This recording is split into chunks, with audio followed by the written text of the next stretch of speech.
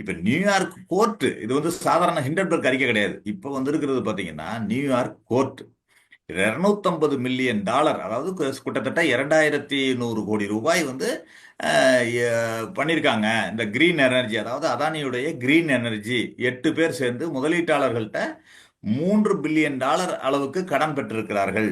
அந்த முதலீடு பெற்றிருக்கிறார்கள். அதில் தான் இந்த முறைகேடு நடந்திருக்கிறதுன்னு சொல்லி அவங்க இந்த நடவடிக்கையை எடுத்திருக்காங்க. இதுல நீங்க என்ன செய்திருக்கணும்? கடந்த முறையே என்ன சொன்னாங்கன்னா, ஹிண்டன்பர்க் மீது அதானி குழுமம் வந்து ஒரு பதில் சொல்லுது ஹிண்டன்பர்க் அறிக்கைக்கு. இதெல்லாம் தவறானது. நாங்க வந்து ஹிண்டன்பர்க் மேல வழக்கு தொடர போறோம்னு சொன்னாங்க. ஏன் வழக்கு தொடரல? இன்னைக்கு வரைக்கும் வழக்கு தொடரல அவங்க. ஆக ஏன் இவர்கள் வழக்கு தொடரவில்லை என்பதும் இருக்கிறது. உடனே என்ன சொல்றாங்கன்னா, தமிழ்நாடு, ஆந்திரா இது மாதிரி மாநிலங்கள் எல்லாம் இந்த பட்டியல்ல இருக்கு, அமெரிக்க பட்டியல்ல. ஏன் அவர்கள் மீது விசாரிக்கலன்னா, ஏன் இவங்கள்ட்ட தானே இடி, இன்கம் டாக்ஸ் எல்லாமே இருக்கு. ஏன் அதை வச்சு விசாரிக்கலாமே? இன்னைக்கு தமிழ்நாட்டில் கூட யாராவது முறைகேடா இது மாதிரி பணம் கொடுத்து இந்த முறைகேட்டில் ஈடுபட்டிருந்தால் அவர்கள் தலையிட்டு விசாரிக்கலாமே.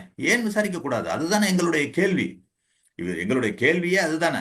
நீங்க இவருடைய நோக்கமே, பிரதமருடைய நோக்கமே பாத்தீங்கன்னா, பல காலங்கள்ல நம்ம தொடர்ந்து பார்த்துக்கிட்டே இருக்கோம். பிஎஸ்என்எல் அழிச்சாங்க, பொதுத்துறை நிறுவனத்தை அழிச்சிட்டு ஜியோவுக்கு விளம்பரம் கொடுத்த பிரதமரை நம்ம முதல்ல பார்த்தோம். ஒரு தனியார் நிறுவனத்துக்கு விளம்பரம் கொடுத்த ஒரு பிரதமராக மோடி தான் இருக்கார்.